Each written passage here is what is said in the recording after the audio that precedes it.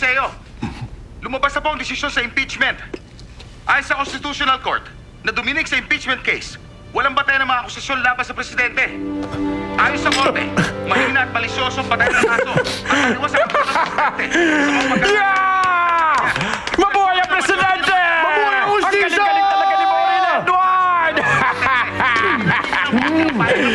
na ang buhay ng mga maya na sandigan ng buhay. Ang galing talaga ni Maureen, di ba? Sinabi nito nagpamalas. Sabi ko na nga ba, mananalo siya eh! Talino. Ang ibig sabihin yan, pinuno ng bansa. makakabalik na siya sa trabaho. Maureen, ang galing mo! Hey, Edward, salamat sa Diyos at hindi ka na mag-aalala sa kanya. Salamat sa Diyos. Yes, Edward! Sa pagkakataong ito, tiyak na lalong pabaho sa tao niya si Victor Cam. Kung kaya, dapat magdoble kayod para maikulong yan! Gagawin ko yun. Hindi ko tatantanan si Victor at ang Sano. Sila naman ang kakasuhan ko. Sinisiguro ko yan!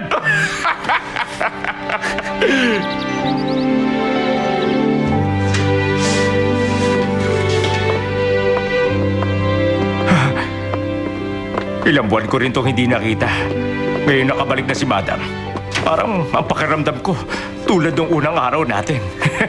Nagpapasalamat ako ng lubos sa ating Prime Minister sa paghaliling niya sa akin sa buong panahon ng impeachment process. Salamat din sa inyo dahil sa kabila ng lahat na nangyari, hindi niyo ako iniwan. Madam President, malaki ang tiwala namin na mananalo ka. Makakabalik na tayo sa trabaho. Mas lalo sana nating ingatan ng pagtitiwala ng mga tao. Mabigat ang dinaanan niyo, madam. Bukas na kayo magsimula ng trabaho. 2 buwan na ako nagpahinga sa trabaho. Please bring me the documents I need to review. Ito talaga si Madam, oh. Right away, Madam President.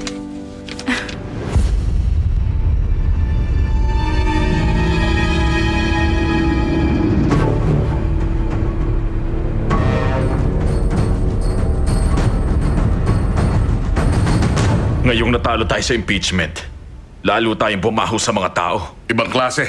Isa sa pinakamahusay na naging prosecutor yan si Congressman Gang.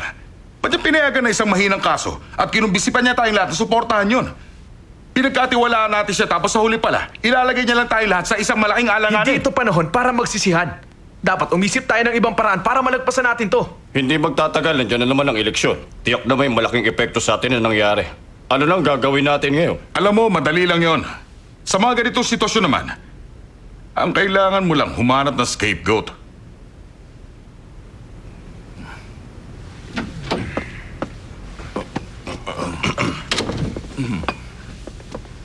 Bakit buka kayo namatayin lahat? Kasi pinag-uusapan lang namin kanina kung paanong maibabalik ulit ang tiwala ng mga tao sa atin. Huwag niyo nang alalahanin yan. Natalo man tayo sa impeachment. Naipaalam naman natin sa tao ang posisyon natin. Hindi tayo dapat mahiya. Mahalaga ang paninindigan. Oo nga, Congressman. Augusto, magpatawag ka ng press conference. Press. Okay. Kami, mula sa partido namin, ay humihingi na paumanin sa ating presidente. At ganun din sa ating mga mamamayan.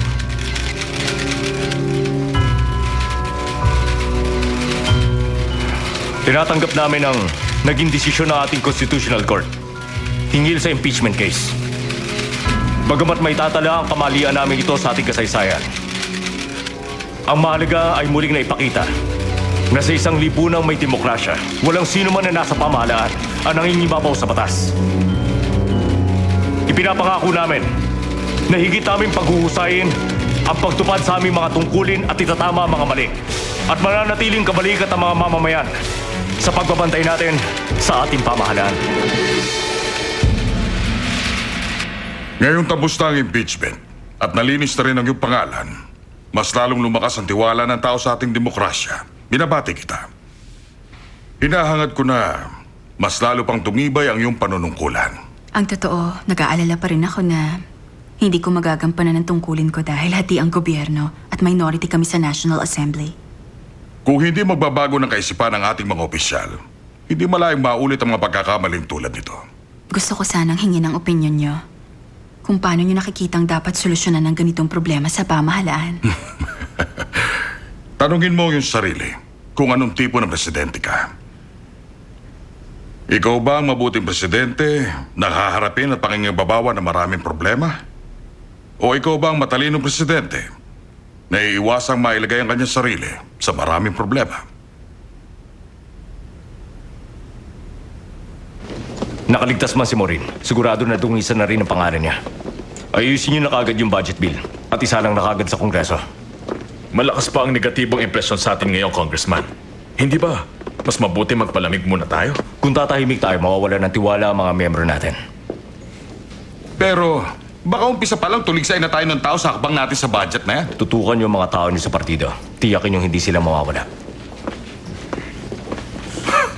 Ibang klase. Isa na siyang diktador. Utos siya ng utos na hindi naman inaamin ang sarili niya kapalpakan. Nagbago ang ihip ng hangin. Mukha yatang iba ka na magsalita ngayon kay Congressman Kang, ha? Saan na napunta ang kumpiyansa at katapatan mo sa kanya? Ano bang katapatan yan? Hindi tayo military rule dito.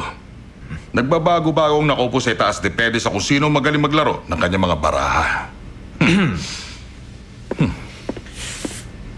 Ay, nako. Kung ibabatay ko ang reaksyon ng balimbing na si Hugo, mukha yatang malapit nang matapos si Congressman Kang.